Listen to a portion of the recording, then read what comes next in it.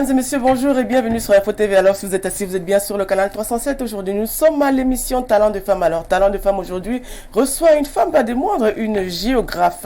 Oui, aujourd'hui, on va parler de géographie, des changements climatiques et peut-être ce qui se passe dans le monde aujourd'hui, notamment concernant la fonte des neiges, le réchauffement climatique.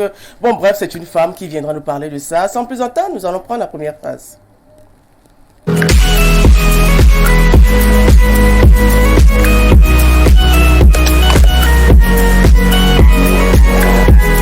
Alors, nous revenons sur le plateau de Talent de Femmes. Talent de Femmes, vous savez, c'est une émission qui valorise la femme leader, la femme entrepreneur, la femme qui impacte son milieu. Et aujourd'hui, on va recevoir une femme qui nous vient des universités, notamment l'université mère qui est Yaoundé 1. Alors, sans plus tarder, nous allons présenter l'invité qui est là depuis déjà 1 heure de temps, qui nous attend et qui, justement, avait hâte de passer sur notre plateau. Bonjour, docteur Rose Medjebou Shenji. Bonjour Odile, bonjour chers téléspectateurs. Je suis très contente d'être à cette émission aujourd'hui pour essayer de continuer de parler des talents de femmes. Oui, un talent, on sait aujourd'hui que vous êtes aussi auteur, vous êtes assistante du réseau d'excellence sur la gouvernance foncière en Afrique. On sait que vous êtes enseignante, chercheuse. Aujourd'hui, on parle beaucoup de géographie. La géographie, c'est quoi exactement? Pourquoi avoir choisi ce domaine qu'est la géographie? Alors, la géographie, c'est une science sociale, premièrement. La géographie, c'est l'étude de l'interaction qui existe entre l'homme et son milieu. Alors, la géographie, généralement, c'est quoi? C'est une science carrefour. Carrefour, pourquoi? Parce qu'elle emprunte à bien d'autres sciences, comme l'histoire, comme la sociologie, l'anthropologie. Nous empruntons même aux sciences dures. Ouais. Que sont les sciences, l'informatique, la géologie.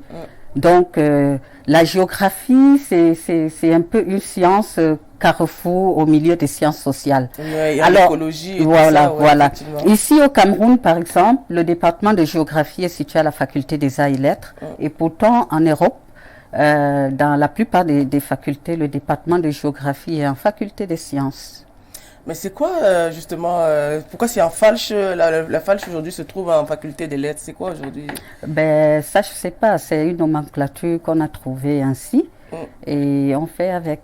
Comment ça vous faites Mais vous êtes nous allons jusqu'à la géographie. Mais on peut changer aussi. Nous empruntons même aux informaticiens. Bien sûr, bien entendu, la géostratégie, la géologie, effectivement. Et je dis toujours à mes étudiants, le concours de l'EMIA par exemple, porte sur 3 sujets principaux, à savoir la géographie, la culture générale et l'anglais.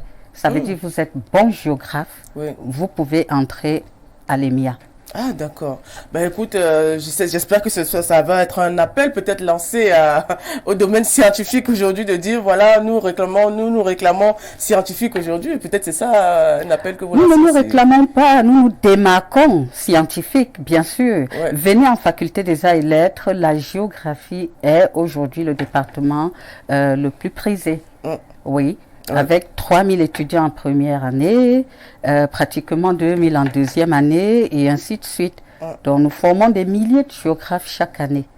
D'accord. On vous voit aussi dans le domaine de l'assistant. Vous êtes assistante du réseau d'excellence sur la gouvernance foncière en Afrique centrale. Parlez-nous un peu de ça. Oui, c'est le réseau d'excellence sur la gouvernance foncière en Afrique centrale, le NELGA. Alors moi, j'assiste le point focal qui est mon chef dans ce réseau-là.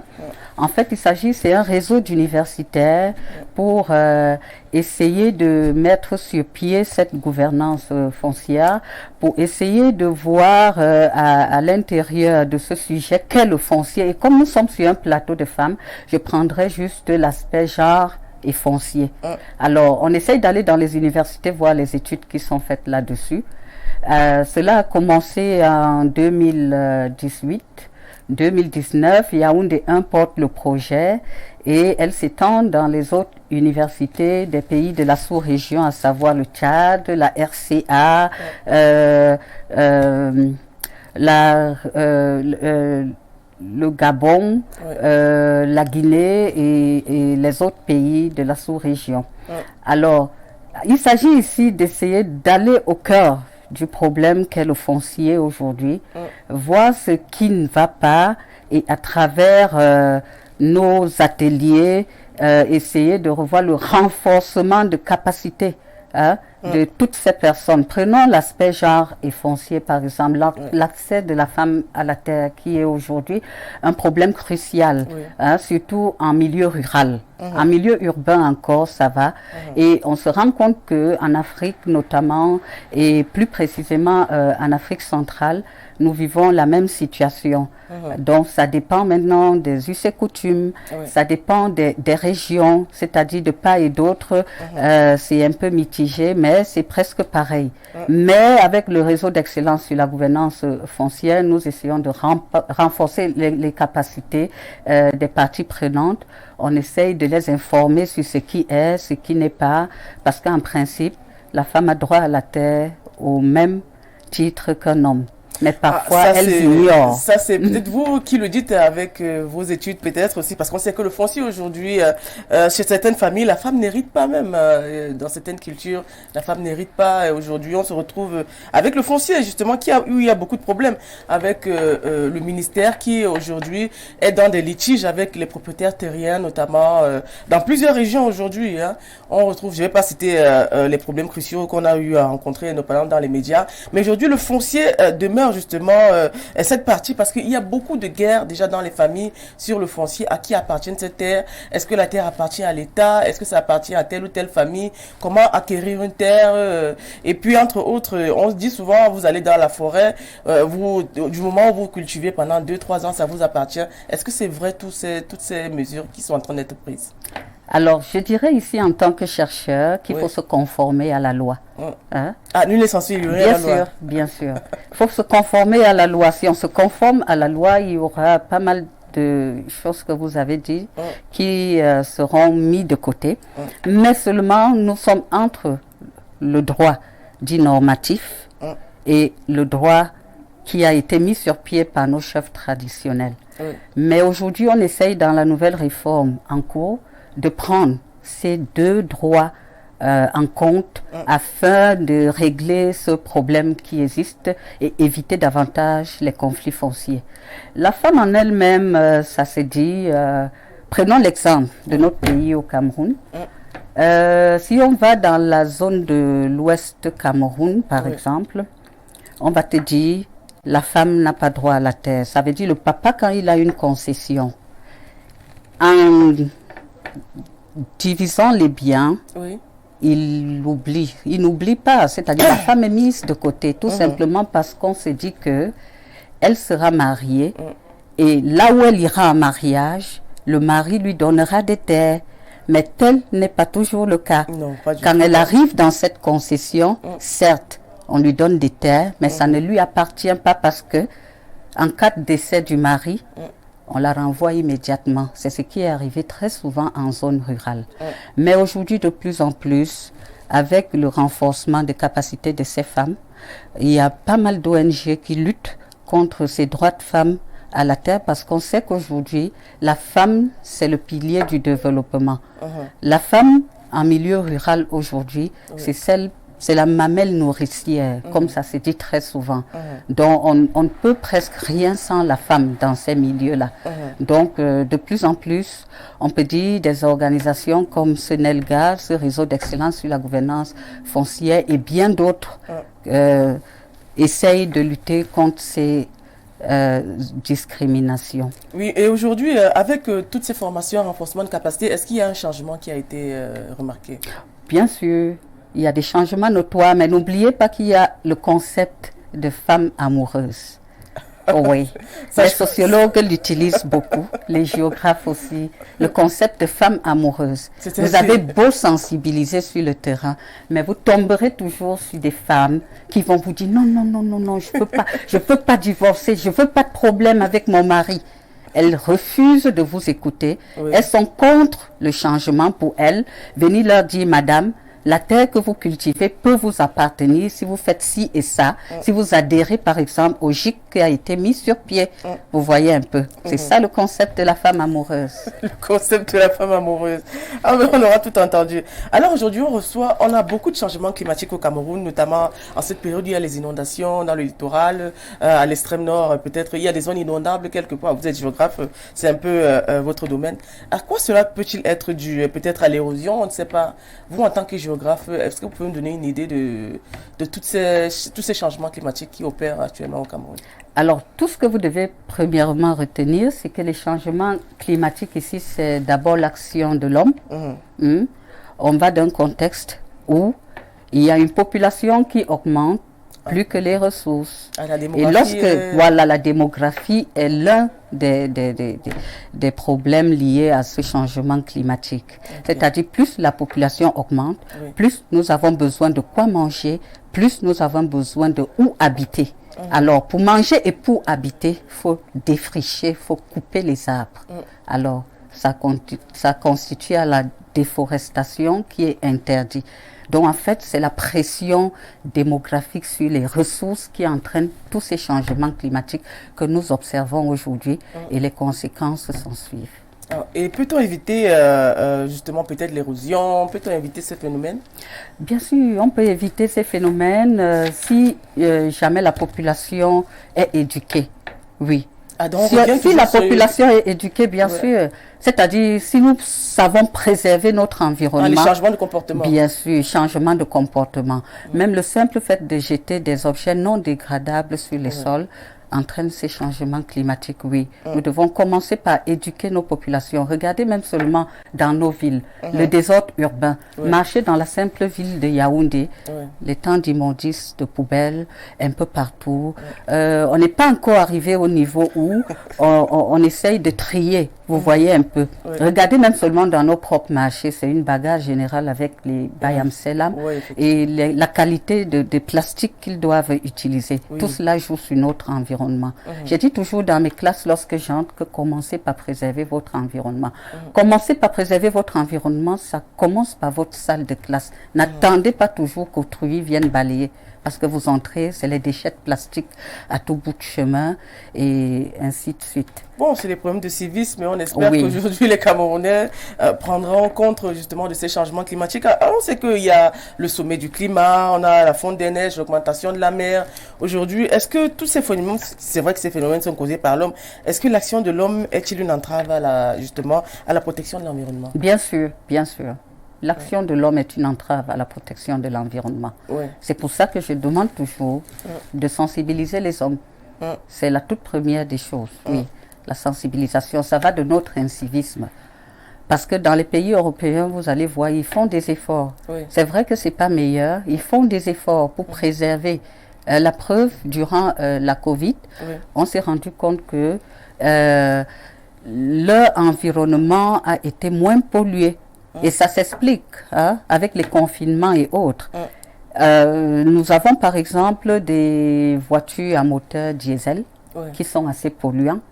Aujourd'hui, dans les pays développés, de moins en moins vous en trouverez.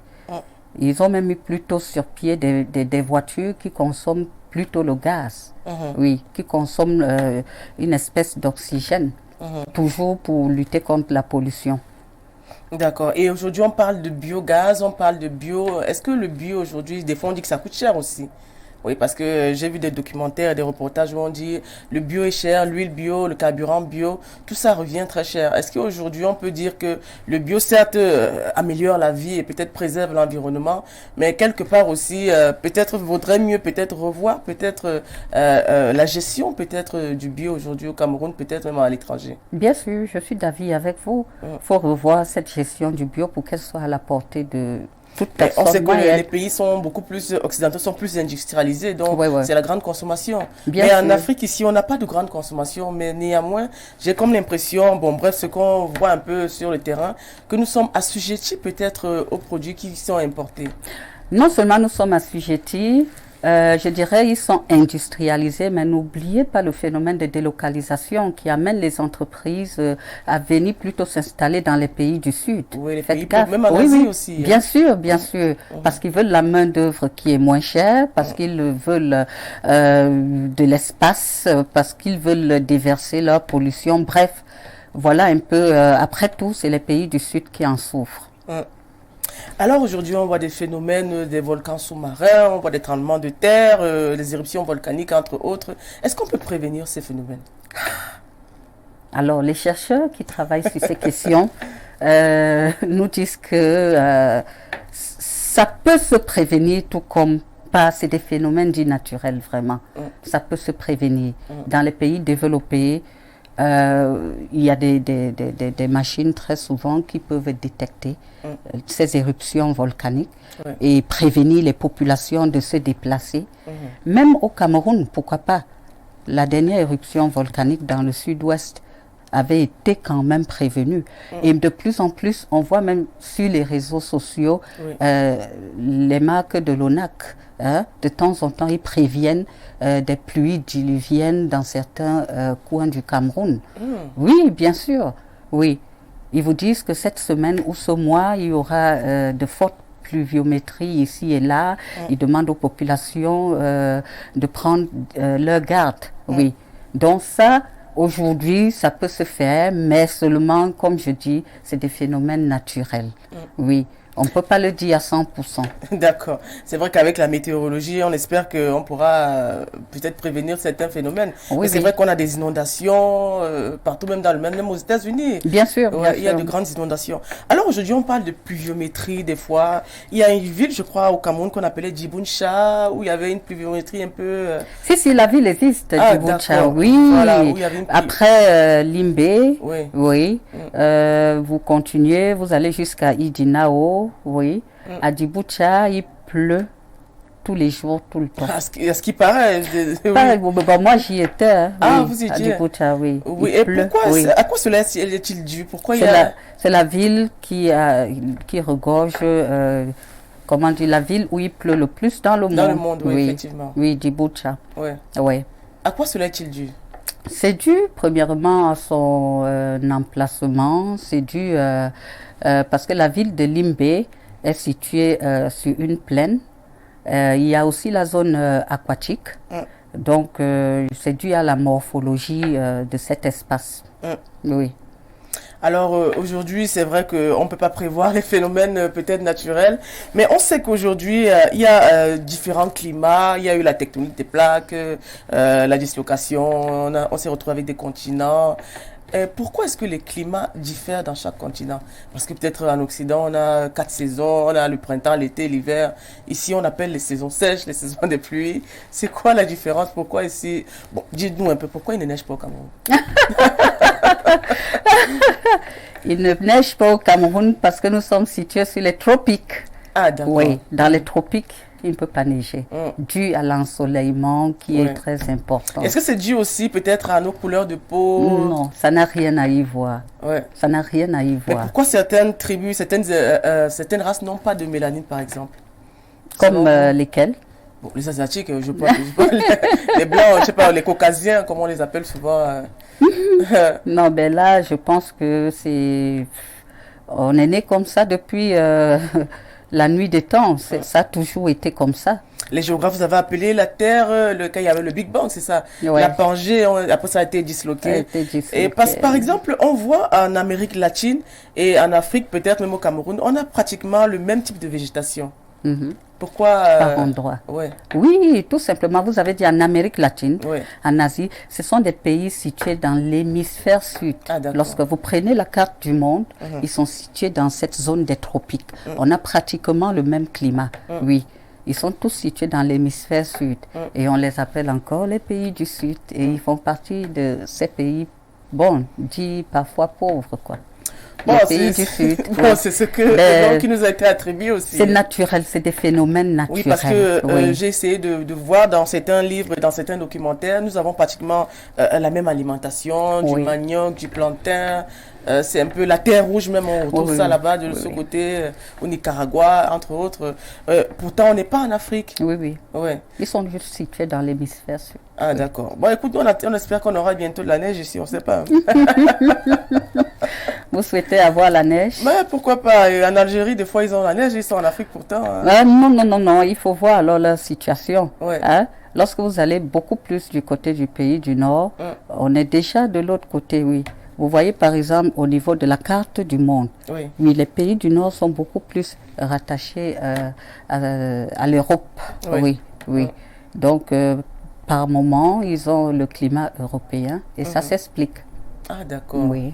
Ok, bon, Donc on ça espère. dépend de la Ouais. situation sur la terre, quoi, Mais il y a de quoi quelque où temps, vous il y a eu un tournez. phénomène à l'ouest du Cameroun où il y avait, on appelait ça de la neige, on ne sait pas, c'était trop quoi. Expliquez-nous un peu. Non, c'était des grelons. Des C'était des grelons. grelons, oui. C'est des D'accord. grelons. Même dans la Damawa, ça arrive souvent. Oui. Oui. On a ces phénomènes de grêlons. C'est juste des blocs de glace qui se sont formés au-dessus et puis ça retombe. C'est des grelons, oui. Non, c'était pas la neige. On a vu ça, oui, ça défrayait les réseaux sociaux et autres. Non, c'était pas la neige. Ah, d'accord. Alors, on sait que vous êtes auteur de livres également. Pouvez-vous nous parler de votre livre? Comment s'intitule-t-il? Alors, le livre en question, je ne suis pas seul auteur. Oui. J'assure la coordination avec C'est un ouvrage collectif? un ouvrage collectif avec deux de mes aînés académiques. Et cet ouvrage collectif est dédié au professeur Mougoué, qui comment peut-on dire, qui est un monument de la géographie urbaine à l'université de Yaoundé 1. Il est à la retraite, certes, mais il continue de dispenser des cours. Et pour lui rendre cet hommage, on a mis sur pied cet ouvrage collectif pour essayer de parler des problèmes urbains. Alors, on se rend compte qu'aujourd'hui, la croissance urbaine a généré pas mal de problèmes. On va du désordre urbain aux problèmes fonciers, bref, tous les maux qui minent notre société urbaine, les problèmes d'eau, les problèmes d'assainissement. Donc, c'est un ouvrage qui relève tous ces faits et on essaye à la fin de voir comment est-ce qu'on peut aller, par exemple, vers des écovilles. Parce que ce que c'est quoi une écoville? Écovilles, c'est des villes pensées, c'est-à-dire on souhaiterait aujourd'hui, par exemple, que chacun chez lui essaye de créer un jardin, essaye d'assainir son domicile, qu'on ait un peu des espaces verts créés partout. C'est la ville saine, c'est la ville pensée, vous voyez un peu. Parce que les villes africaines n'ont pas été pensées. Ah, d'accord. Oui, les villes africaines n'ont pas été pensées. C'est aujourd'hui qu'on se rend compte que le réseau d'assainissement, par exemple, ne peut plus supporter la population qui a augmenté. La preuve, les coupures d'eau à gauche, à droite. On a même des quartiers où il n'y a pas d'eau. Oui, effectivement, il y a des quartiers qui ont 2-3 ans sans eau. C'est tout simplement parce que ça n'avait pas été pensé. Mais le gouvernement est en train de mettre sur pied des solutions. Et je pense que d'ici peu, nous aurons quand même de l'eau partout. Alors aujourd'hui, on parle beaucoup de phénomènes écologiques, on parle justement de changement climatique. Est-ce qu'aujourd'hui, on peut dire que la population n'est pas réellement éduquée sur peut-être la biodiversité, peut-être, je ne sais pas, les énergies renouvelables, entre autres? Est-ce qu'on peut dire que la population n'est pas réellement éduquée par rapport à ça? Ben, écoutez, il y a une partie de la population qui n'est toujours pas éduquée, mais il y a un autre facteur, le facteur pauvreté. Ah, d'accord. Alors, même quand on dit pauvreté, elle s'exprime à plusieurs stades. Hein. Elle peut être morale, elle peut être matérielle, elle peut donc... je me dis que la population devrait... C'est l'incivisme à ça, oui. C'est lié à l'incivisme. Oui, de la plupart des il faudrait plus de sensibilisation. Il faut plus de sensibilisation, oui. Mais vous avez évoqué la pauvreté aussi, parce que peut-être ça peut être la pauvreté mentale aussi. Bien sûr, surtout la pauvreté mentale. Mais c'est la sensibilisation qui peut vaincre cette pauvreté mentale. Oui, parce que là, aujourd'hui, si on va peut-être dans le plan d'urbanisation de certaines villes, on voit qu'il y a beaucoup de bidonvilles. On voit aussi des amas, que vous avez parlé de saleté, qui sont nivelés avec, justement, dans les rigoles, voilà, qui sont bouchées, entre autres. Mais aujourd'hui, on se retrouve un peu embrigadé dans ce contexte où, quelque part, le gouvernement ne réagit pas forcément sur l'instant. C'est après que les populations se plaignent. Et puis, on a des fois des éboulements de terrain. Oui, des gens construisent des maisons sans forcément consulter un géomètre, un géographe ou bien, je ne sais pas moi, un architecte. Mais aujourd'hui, les gens continuent de construire et les terrains continuent d'être vendus. Pourquoi est-ce que ce phénomène ne cesse pas et on continue d'avoir des bidonvilles qui... Alors moi, j'ai rédigé par exemple un article scientifique, ça se trouve en ligne, sur l'occupation de l'espace dans des zones dites non à édifier 10. Alors j'ai pris l'exemple du mont Akok-Ndoué et du mont Bankolo. Je suis allée sur le terrain moi-même.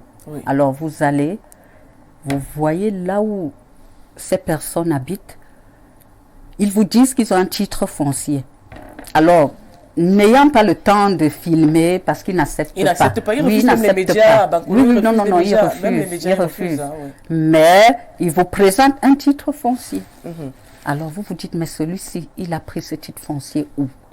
Et lorsque vous regardez le local, vous êtes sûr que dans 5 ans, il sera victime d'un éboulement de terrain. Alors, on se dit, qu'est-ce qu'on doit faire alors? Lorsque vous observez Yaoundé, la population ne fait que s'agrandir. Oui, il y a l'exode rural et puis c'est la capitale quand même aussi. C'est la capitale. On trouve tout. C'est-à-dire, on a les déplacés internes aussi, on a tous les types de catégories. On a même des personnes qui ne sont pas pauvres, qui vivent à ces endroits-là. Oui, j'ai vu des villas, mais moi, je suis bien sûr, allée, bien j'ai sûr. vu des immeubles même. Bien sûr, des immeubles, des écoles. Et on se demande, mais qu'est-ce qu'il faut? Est-ce que c'est toujours l'incivisme? Mais est-ce qu'en tant que géographe, vous n'aurez pas peut-être réagi, présenter un projet au gouvernement, peut-être au ministère de l'Environnement, entre autres, dire voilà, est-ce qu'il ne faudrait pas peut-être venir sensibiliser et peut-être détruire ces maisons? Si le ministère de l'Environnement y travaille. Oui, je sais pourquoi je le dis. Parce qu'on a beaucoup de collègues géographes qui sont au ministère de l'Environnement. Oui, parce que d'ici quelques années, on aura des catastrophes. Et qui travaillent sur ces questions tous les jours. On va se réveiller un matin, il y aura un éboulement. Mais prenez seulement l'exemple de Ngouache et à Bafoussam, voilà, 3e. Oui, c'est pas la première fois qu'on déguerpit ces populations. Oui, jusqu'à la dernière catastrophe, on les a toujours déguerpis. Et je vous dis, même jusqu'à présent, vous repassez sur le même site, vous verrez que certains sont allés se reconstruire. Alors, qu'est-ce qu'il faut faire? Ils ont vu, ils savent. Disons même qu'ils ne sont pas informés, il y a l'incivisme et autres, mais comment est-ce qu'on doit catégoriser ce genre de population? Voilà, il faut peut-être plus de sensibilisation et peut-être une loi dure aussi. Il faut une loi dure, oui. Non seulement la sensibilisation, je pense, parce que prenons simplement le phénomène de parking dans la ville de Yaoundé. Alors, je suis contente parce que ce phénomène a réduit le nombre d'embouteillages. Oui. Parce que du moment où vous savez que si je garde mal, on me sabote, je paye 25 000. Donc, il faut des sanctions. Oui, il faut des sanctions et je pense qu'avec des sanctions, ça ira mieux. Oui, parce que les médias n'ont pas accès à la zone de Bankolo où justement il y a des maisons qui sont, des immeubles même qui sont construits parce que ça court à la catastrophe. Bien sûr. Oui, ça, on espère que vous, les géographes, les professionnels du métier, vous pourrez aider peut-être le gouvernement à mieux gérer cette situation qui semble quelque part un peu débordante. Alors, qu'est-ce que vous inspire, qu'est-ce que vous a inspiré? C'est vrai que vous avez fait le livre avec un ouvrage collectif, mais qu'est-ce que vous inspire le plus quand vous prenez la plume peut-être par exemple? Ou bien vous faites seulement des ouvrages... Non. Je suis dans un domaine où vous vous affirmez lorsque, premièrement, vous enseignez. Deuxièmement, vous devez faire valoir la recherche à travers la rédaction d'articles scientifiques. Alors, je suis d'autant plus contente lorsque je tape ou un journal me renvoie un article pour me dire, voilà, c'est bon. Nous allons publier votre article. Vous voyez un peu. Donc, je prends la plume un peu pour tout. Oui, je m'intéresse. Vous êtes chercheuse aussi. Hein? Oui. D'accord. Et je le fais vraiment avec dévouement et beaucoup d'amour, quoi. D'accord. Nous allons prendre, il y a une préoccupation. Bonjour à tous sur le plateau. Une question pour le docteur Medjebou, pour qui j'ai beaucoup d'admiration sur le plan académique.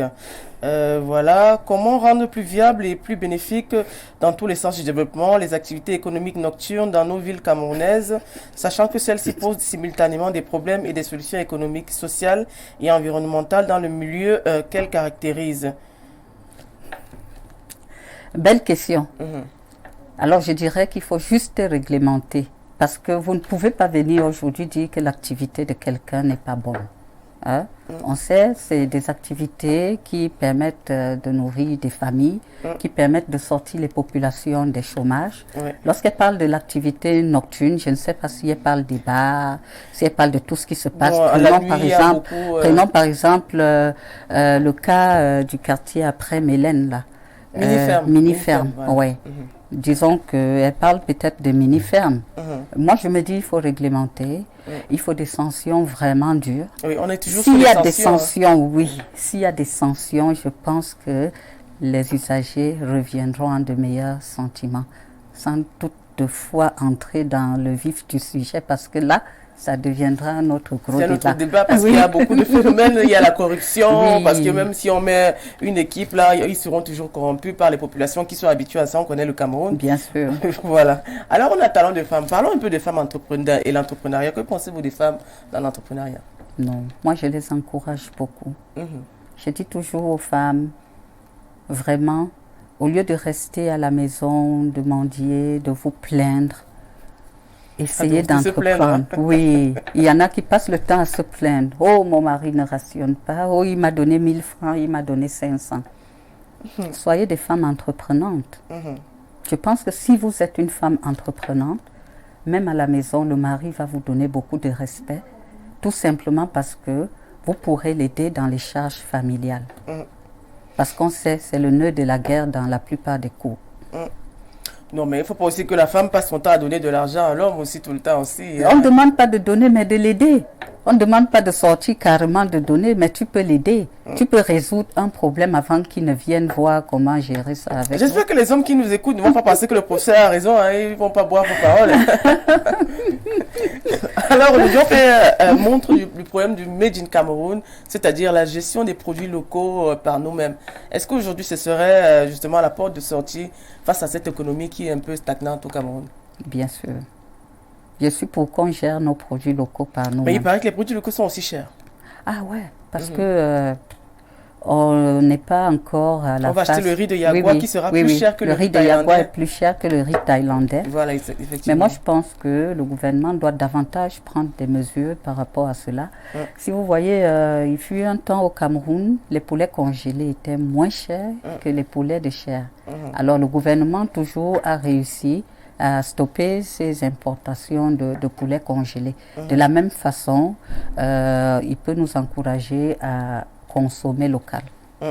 Alors, et le phénomène de vie chère, on ne peut pas partir quand même sans parler du phénomène de vie chère. On parle de la guerre en Ukraine. Je ne sais pas, qu'est-ce que vous en pensez en tant qu'analyste, peut-être chercheuse aussi? Oui, le phénomène de vie chère, vraiment, c'est-à-dire, on le retrouve partout, dans tous les domaines, à tous les niveaux. Et c'est vrai, on parle de la guerre d'Ukraine, on est parti jusqu'à avoir une crise pétrolière avec l'essence où on s'alignait, il fallait se réveiller à 4 heures pour pouvoir carburer. Aujourd'hui, on met tout sur le dos de l'Ukraine. Moi, je me dis, le phénomène de vie chère devrait nous encourager alors à continuer d'entreprendre localement et de consommer local. Je pense que le phénomène de vie chère peut amener les Camerounais plutôt à être des créateurs et d'essayer un peu de mettre sur pied des produits locaux à de bons prix, oui, afin qu'on arrête les importations des produits venant d'ailleurs. Bah, c'est ça qui peut-être sortira l'Afrique, peut-être de cette mendicité qu'on a envers l'Occident. Mais bien sûr, nous avons beaucoup de talent. On pourra industrialiser peut-être nos produits aussi, les rendre justement... Bien sûr, parce que nous le disons toujours, j'avais un enseignant il y a 10 ans qui nous disait le Cameroun est ce qu'était la Chine il y a 20 ans. Aujourd'hui, je dirais 15 ans même, voire 10 ans. Ça veut dire que nous pouvons. Nous avons le potentiel, nous avons les ressources, nous avons les matières premières. Il suffit juste de revoir les politiques d'importation et d'exportation, de faire comme le Botswana. Aujourd'hui, le Botswana est le meilleur exemple d'Afrique. Botswana, qui jadis était un petit pays pauvre, aujourd'hui il est développé. Oui, on a l'exemple de l'Éthiopie. Avant, lorsqu'on vous insultait éthiopien, ça veut dire vous êtes affamé, vous êtes démunis. Ben, aujourd'hui, l'Éthiopie n'a rien à voir avec certains pays d'Afrique. Donc, je pense que si on va sur la base de nos potentiels, de nos matières premières, et on les développe, on prend sur pied des mesures en évitant de les exporter. Oui. Et on essaye de voir comment localement on peut mettre sur pied des petites industries. On voit comment on peut aider à mettre sur pied des PME, à renforcer leur capacité. Le gouvernement peut bien s'y faire. Oui. C'est des politiques économiques qu'il faut travailler peut-être. Bien sûr, bien sûr, bien sûr. Et le Cameroun n'en est pas des moindres, ça se fait. C'est parce que nous ignorons, ça se fait. Il y a des accords économiques aussi qui sont signés avec les pays occidentaux. Il y a le coût des marchés, par exemple. C'est ça, c'est ça. Nous savons qu'il y a tout ça en arrière-plan. Mais, en dépit, nous pouvons commencer par développer nos propres matières premières. Parce que je pense que la dureté de la vie, comme vous l'avez dit tout à l'heure, le coût de vie cher et autres, peut nous amener à développer, à booster le développement par le bas. Ne pas penser gros directement, mais à commencer par le bas. C'est-à-dire, si on développe peut-être une petite industrie fruitière, on commence par le bas. On n'imagine pas seulement qu'on est dans une grosse industrie où on aura à la fois les grosses machines qui vont nécessiter beaucoup de moyens. Oui, et je pense qu'au Cameroun, ça se fait déjà. Oui, ça commence à déjà à rejaillir, mais néanmoins, c'est une petite quantité quand même. Oui, mais c'est déjà quelque chose. Et il faut encourager cette petite quantité. C'est à partir de cette petite quantité qu'on pourra avoir les grandes quantités. On espère qu'on aura un développement succès en Afrique d'ici quelques années. Bien sûr. Alors, on va prendre la deuxième phase qui est découverte. On va voir les vidéos de vos proches. Qu'est-ce qu'ils pensent du docteur? Alors, sans plus tarder, avec le concours de la régie, on va prendre la première vidéo.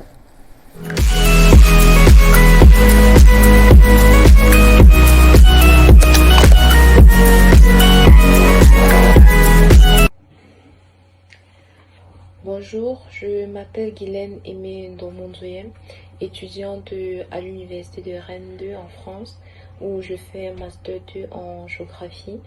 Et parallèlement, j'ai été étudiante à l'université Yaoundé 1, notamment au département de géographie, avec le docteur Métier Bourrose comme encadreur. Personnellement, ce que je retiens de docteur Métier Bourrose, c'est que c'est une femme assez déterminée dans son travail. C'est une femme qui se distingue par sa rigueur, par sa dévotion pour le travail, aussi par son dynamisme. Et sur le plan professionnel, elle a su démontrer que, elle a pu en fait démontrer que la femme, elle peut aussi exceller dans le domaine de l'enseignement supérieur aussi bien que les professeurs hommes. Et c'est d'ailleurs cette motivation, c'est d'ailleurs cette force qui la caractérise qui m'a poussé à la choisir comme encadreur de mémoire de Master 2. Et je pense que vu l'expérience que j'ai eue avec elle, je n'aurais pas pu avoir mieux que elle en tant qu'encadreur de mémoire. Donc aujourd'hui, je suis très fière d'elle parce que grâce à ses conseils, grâce à son suivi et aussi à son soutien inconditionnel lors de la rédaction de ce mémoire, j'ai pu me surpasser. Je suis allée au-delà de ce que je ne pouvais m'imaginer en fait dans la rédaction, ce qui aujourd'hui est un plus pour moi parce qu'avant j'avais peur de rédiger parce que je me disais non, je ne peux pas y arriver. Et elle m'a en fait donné cette envie là d'aller loin dans les études.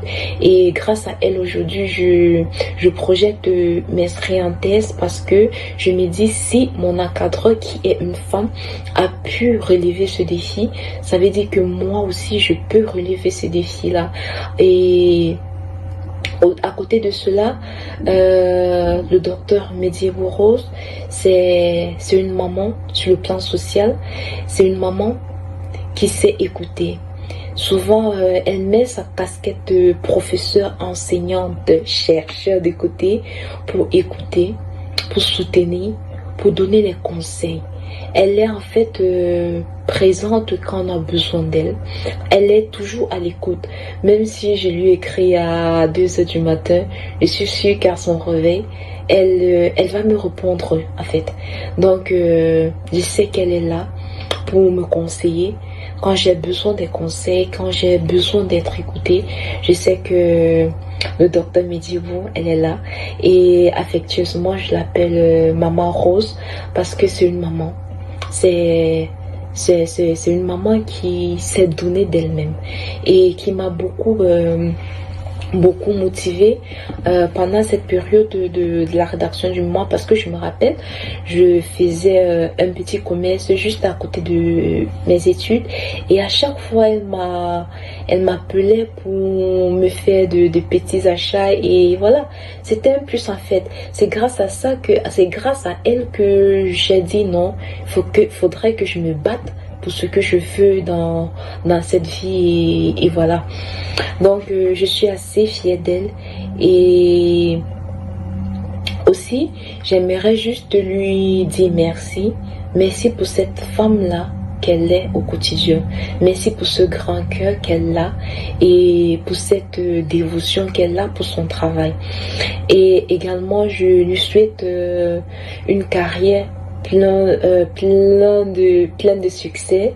Et aussi je sais que on a encore de très belles choses à faire ensemble, que ce soit dans la rédaction des articles ou bien dans le monde professionnel. Je sais que on va certainement se rencontrer dans des conférences, dans des colloques, dans des ateliers, ça je le sais. Donc du coup je lui souhaite bon vent dans sa carrière, et qu'elle reste cette femme là qu'elle est et qu'elle a toujours été en fait, qu'elle soit toujours là pour nous, parce qu'on a besoin d'elle. Maman Rose, on vous aime gros comme ça. Voilà, c'est votre étudiante Guylaine qui parle de vous en tant que femme, qui l'a inspirée. Alors, ça vous fait quoi de voir votre produit, on peut dire aussi, qui est déjà en Occident et qui continue, qui va justement faire une thèse de doctorat en géographie? Non, mais ça me fait chaud au cœur. Ça, je suis très contente de savoir que je partage les connaissances, et que en même temps ces connaissances sont utiles aux étudiants. Oui, ça me fait très très chaud au cœur, ça me fait plaisir. Oui. Mais là, on voit une jeune fille qui est passionnée par la géographie, qui est passionnée par son métier. Mais il y a quelques temps, je ne sais pas si vous vous rappelez, nous avons eu la sortie du ministre Tiroma qui disait la géographie aujourd'hui, c'est pas un métier, c'est pas qui va vous rapporter de l'argent pour une réussite dans la vie. Est-ce que vous êtes d'avis avec le ministre Issa Tiroma? C'est vrai que je ne viens pas ici discuter avec un ministre. Oui. Un ministre, s'il l'a dit, il a ses raisons. Mais moi, en tant que géographe, je vais donner juste mon positionnement. Alors, la géographie, pendant longtemps, à moi-même, j'ai des membres de ma famille qui me demandent, on fait quoi avec l'histoire géo? Il y en a qui le disent en rigolant. Oui. Donc, je pense que c'est parce qu'il y en a qui ne connaissent pas cette discipline. Il y a plusieurs débouchés dans la géographie. Bien sûr, il y a faudrait qu'on explique ça peut-être aux citoyens. Peut-être le ministre a ses raisons, mais néanmoins, la géographie, moi je suis fille d'un professeur de géographie aussi, mais il y a plusieurs débouchés dans la géographie. Bien sûr, à part l'enseignement, il y a d'autres débouchés dans la géographie. Effectivement. Dans notre département, par exemple, nous avons 2 masters professionnels. Bien sûr. Oui, et dans l'un des masters, nous traitons des questions liées à l'urbanisation. Dans l'autre, nous traitons des questions de cartographie, de systèmes d'information géographique. Dans tous les domaines, on a besoin de la géographie. En géopolitique, en géostratégie, vous avez parlé de l'armée, par exemple. On en a besoin pour travailler. Et je crois que dans tous les domaines, il y a la géographie, en géologie, en écologie. Bon, je ne sais pas pourquoi le ministre s'est acharné sur les géographes, mais néanmoins, ça reste un métier honorable. Et puis, l'enseignement, c'est le meilleur des métiers au monde. Alors, nous allons prendre la deuxième vidéo. Hello, coucou, moi c'est Sally Germaine, je suis une proche du docteur Medjebou Rose. Au travers de cette vidéo, je J'ai envie de lui dire déjà tout le bien que je pense d'elle. Elle est une belle personne, une très belle âme. Elle est très dévouée, extrêmement dévouée à ses proches, à sa famille, à ses amis, malgré son emploi du temps généralement très, mais alors là, extrêmement surchargé. Elle trouve toujours le moyen d'avoir un peu de temps pour les autres, de pouvoir vraiment faire comme elle peut. Donc, ces étudiants ont vraiment la chance de la voir parce qu'elle est tout le temps dans un jury, en train d'encadrer un étudiant ça et là. Vraiment, elle travaille énormément. Elle travaille tellement passionnément que parfois, comme tu as envie de te raviser et de vouloir faire comme elle dans ton domaine, quoi. C'est quelqu'un d'exceptionnel, une très belle âme, une très belle femme, à l'intérieur comme à l'extérieur. Elle est tout simplement formidable. Je lui souhaite de gravir vraiment tous les échelons dans sa carrière le plus loin possible, quoi. Parce qu'elle travaille tellement pour ça, de jour, de nuit. Elle n'en a pas d'heure. Elle n'a vraiment pas d'heure. Pour elle, vraiment, la journée pouvait être 24 fois 2, tellement elle travaille, de jour comme de nuit. À 1 heure, parfois, il n'est pas trop tard pour l'appeler, parce qu'elle va te dire, je suis en train de faire un rapport, je suis en train de lire un mémoire de thèse. Vraiment, elle est extrêmement dévouée. Extrêmement dévouée à la tâche. Donc, je lui souhaite beaucoup de belles choses, vraiment dans sa carrière, de continuer toujours de rester la belle personne qu'elle est, de travailler un peu moins, vraiment, parce que s'il y a un défaut, c'est qu'elle travaille trop. De trouver le moyen de travailler un peu moins, d'avoir un peu plus de temps pour ses proches, pour sa famille, pour ses amis, parce que ça et là, on a toujours un rendez-vous tu te rappelles qu'on devait aller là-bas, tu te rappelles qu'on doit aller saluer un tel, mais l'emploi de temps ne permet vraiment pas qu'on puisse faire comme on veut, vraiment. Elle le sait, je lui dis tout le temps que si ça ne dépendait que de moi, elle prenait 1 année de vacances et elle me répond toujours que c'est impossible.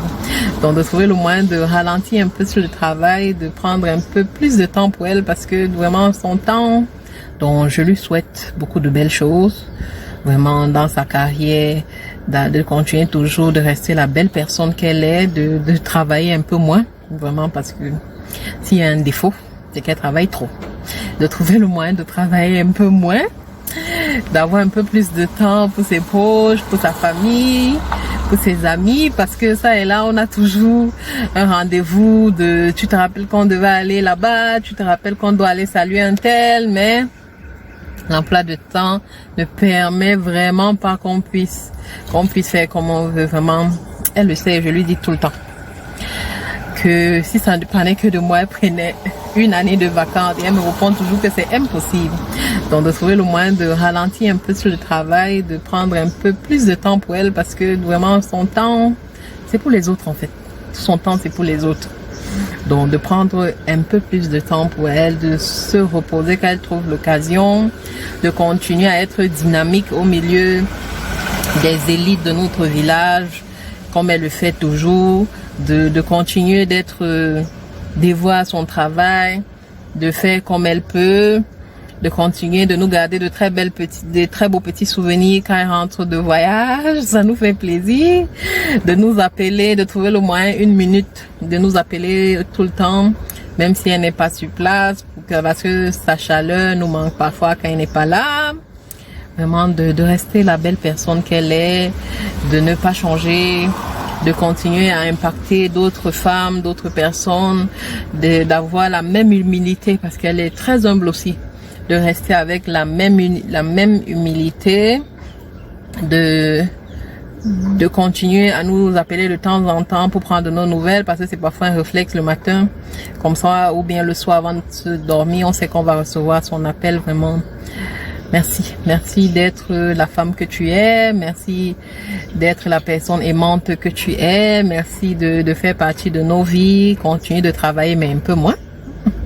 vivement que tu gravisses tous les échelons que tu veux dans ta carrière. Alors, on a Germaine qui parle de vous. Il faut vous reposer, Madame Docteur Rose. Il faut vous reposer. Elle parle de repos. Vous travaillez trop. Vous n'avez même pas de temps pour votre famille. Toujours en train de travailler. Pourquoi est-ce qu'elle dit, voilà, je l'aime beaucoup, elle est très bien, mais elle travaille trop. C'est vrai que toutes les femmes qu'on voit, qui passent ici sur mon plateau, tout en votre profil, elles travaillent trop. Ben, écoutez, hein, le domaine de la recherche, c'est un domaine passionnant. Lorsque vous avez entamé la rédaction d'un article, par exemple, s'il n'est pas terminé, c'est difficile pour vous de vous reposer. Hein, la rédaction ou alors la relecture d'un ouvrage comme celui qui est paru sur les fers urbains, vous n'avez pas le temps de vous reposer. Alors, on ne comprend pas toujours les chercheurs parce qu'à chaque fois, vous êtes conviés à ci, à ça. Et dès que vous dites vous n'avez pas le temps, on prend ça pour du mépris. Et pourtant, tel n'est pas le cas. Lorsque vous avez commencé à rédiger et que vous vous stoppez, vous perdez le fil des idées. Vous voyez un peu. Donc, c'est souvent pas aisé pour nous. C'est vrai, ça ne finira jamais. Parce que quand je vois même mes aînés, ils continuent toujours d'écrire. Ben, je pense que, et je promets à Germaine que je vais juste mieux m'organiser. Parce qu'elle me dit tout le temps, Rose, écoute, tu as besoin d'un an de repos. Alors, on va prendre la dernière vidéo avant de passer au quiz. Bonsoir, madame. Je suis Sally Alice, une amie de longue date de Dr Medjebou Rose. Docteur Medjebou et moi, nous sommes amis depuis plus de 20 ans. Amitié qui a commencé au collège protestant de Ngaoundéré. À l'époque, Rose est partie de Yaoundé pour poursuivre ses études au collège protestant de Ngaoundéré. Et moi, j'étais déjà élève au collège protestant de Ngaoundéré. Et nous étions en classe de première. Rose faisait première D et moi je faisais première A4 allemand. Mais malgré nos différences de série, Rose et moi étions des amis. Nous avons noué une amitié. Et c'est cette amitié qui dure jusqu'à aujourd'hui.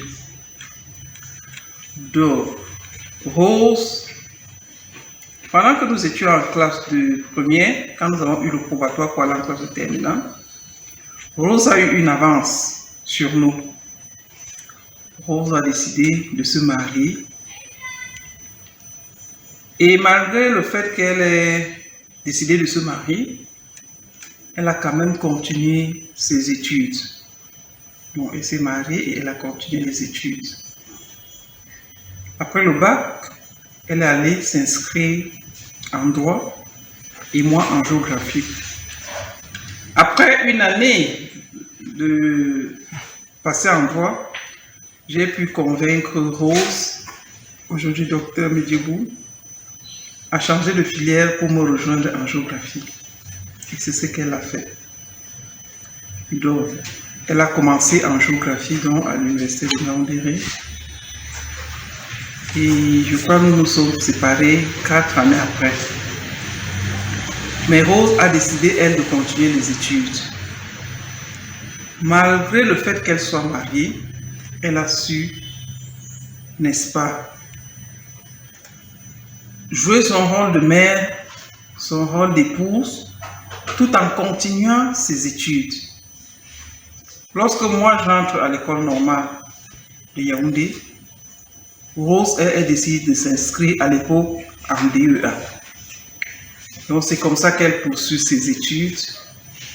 À un moment, ça n'a pas été facile de gérer et le mariage, les enfants. Alors, la vidéo a été coupée, mais néanmoins, on a suivi l'essentiel. C'est votre ami d'enfance, vous étiez des filières différentes, mais vous avez continué. Mais vous avez fait une année de droit, il paraît. Oui, oui, oui. C'est bon, beaucoup de gens ne savent pas. Alors, lorsque j'ai le bac, je suis déjà mère d'enfants et je suis mariée aussi. C'est compliqué pour moi, je réfléchis. Est-ce que je dois faire une filière scientifique? Je regarde autour de moi. J'avais dans ma maison certains beaux-frères qui étaient dans ces filières scientifiques. Il fallait rester au campus, avoir des groupes d'études. Moi, je ne pouvais pas. s'il faille assumer ma tâche de mère au foyer. Je ne pouvais vraiment pas. Alors je suis venue voir mon papa à Yaoundé, il m'a dit, écoute ma fille, écoute, il y a le droit, va, essaye. Je suis allée m'inscrire en faculté de sciences juridiques. La même année, je tombe enceinte de mon deuxième fils et j'accouche par césarienne. Alors, je reste à la maison, j'ai une amie qui vient, elle me donne les cours. Je lis, je ne comprends plus rien parce qu'elle me donnait tellement de cours et puis le fait de ne pas être en salle, vous voyez un peu ce que ça fait. J'ai arrêté et ma copine Alice m'a convaincue et m'a dit, voilà, tiens, il y a la géographie. Au moins avec la géographie, étant femme au foyer, tu pourras suivre tes cours, rentrer à la maison, les relire et les comprendre. Voilà pourquoi j'ai abandonné les études en sciences juridiques. Mais même la géographie aujourd'hui, c'est ma passion. J'aime beaucoup ce que j'ai appris en géographie et je profite sur ce plateau pour dire merci à tous mes maîtres qui m'ont formé. D'accord. Alors, on va prendre une réaction. Hello, juste pour transmettre mes salutations à Madame Mediebou Shinji, une grande dame charismatique que j'admire, toujours aussi éloquente. Elle a été mon professeur de géographie à l'Université de Yaoundé 1. Elle m'inspire tellement et à cause d'elle, j'aimerais être une enseignante aussi charismatique qu'elle. Voilà, le nom n'y a pas signé, mais voilà, c'est toujours... Merci. Voilà. Voilà, maintenant, on va passer au quiz qui est la dernière phase de cette émission.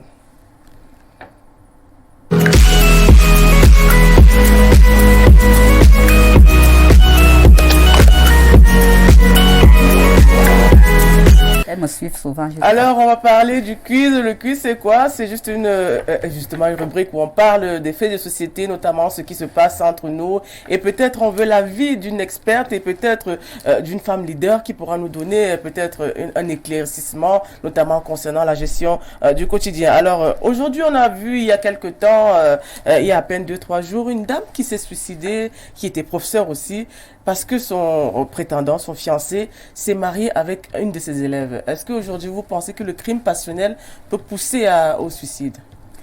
Ben, bien sûr, hein, ça va de soi. Hein. Ça va de soi. Est-ce que vous vous suicideriez si on dit... Moi, non. Voilà. Moi, non, parce que j'ai tellement à faire. Ça s'est passé à l'ouest, oui. Oui, si, je suis au courant. Mhm. Moi, j'ai tellement à faire que ça fait mal, vous voyez un peu. Ça fait mal.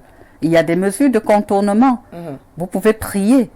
Vous pouvez vous rendre dans une église. Vous pouvez chercher quelqu'un qui ne bavade pas, qui a obligation de garder le secret professionnel, à qui vous vous confiez, vous vous déchaînez. Hein? Regardez par exemple les personnes autour de vous, vos parents, votre famille, vos amis, vos enfants.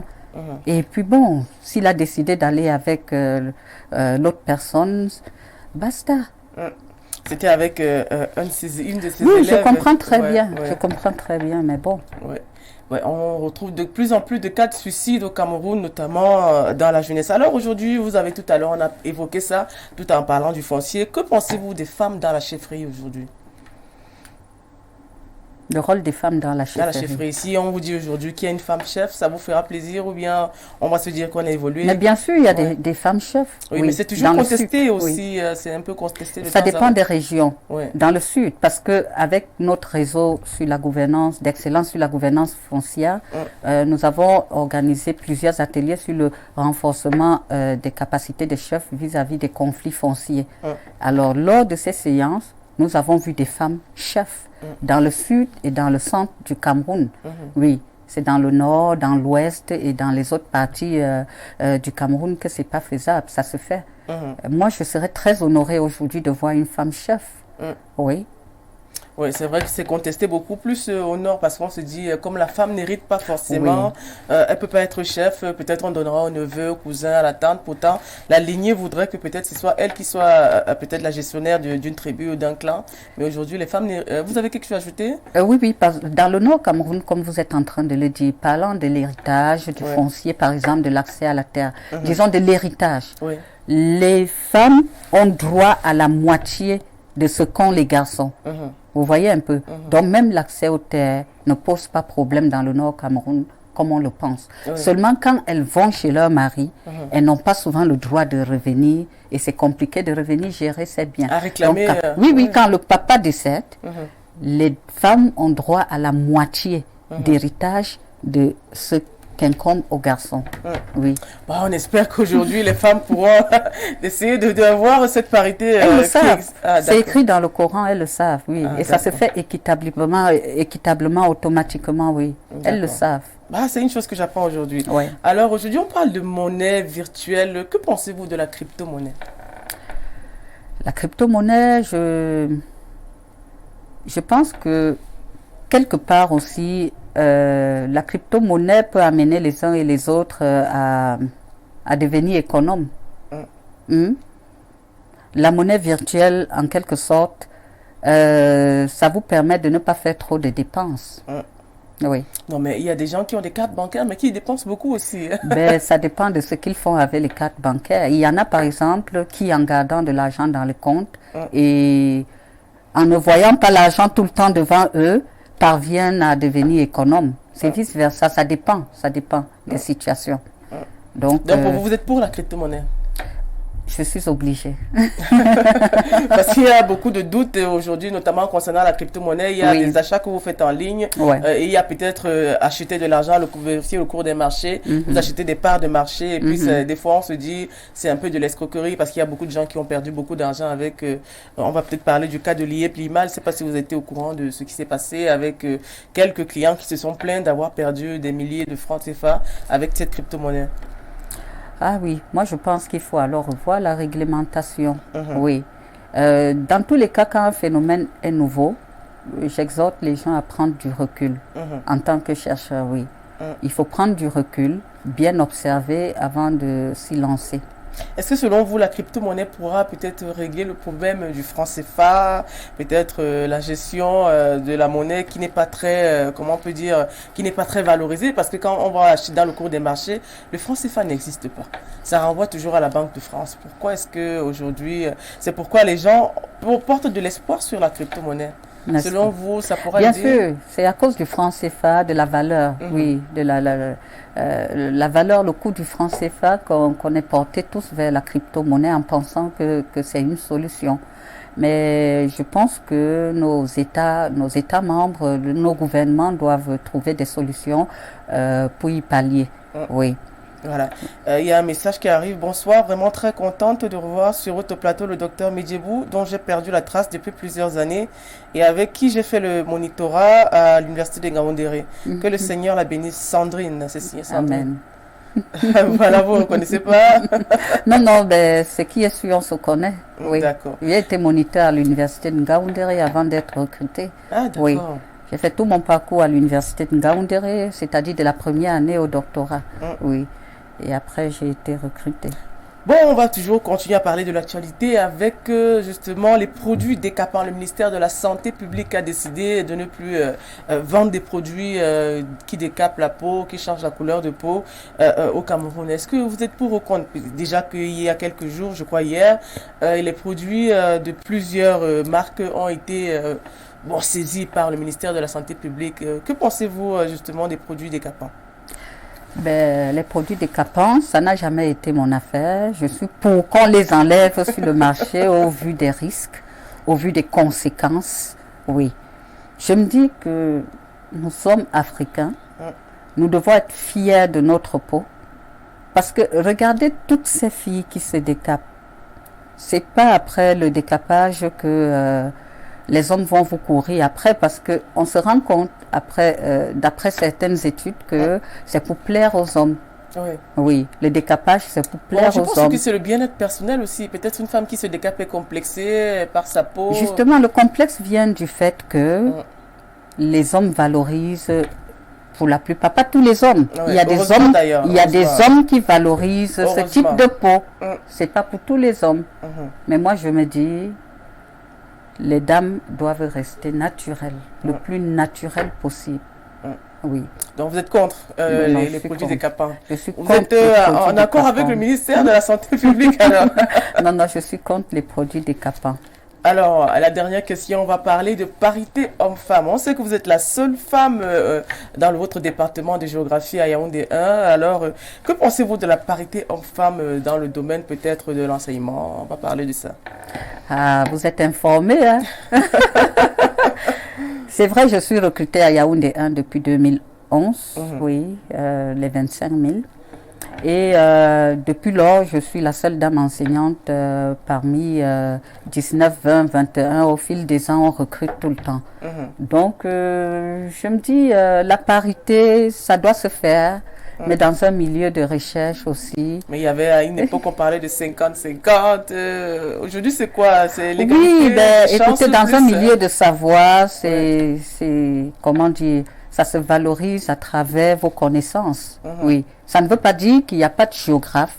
Il y en a. Mais bon, je ne sais pas ce qui se passe lors des recrutements.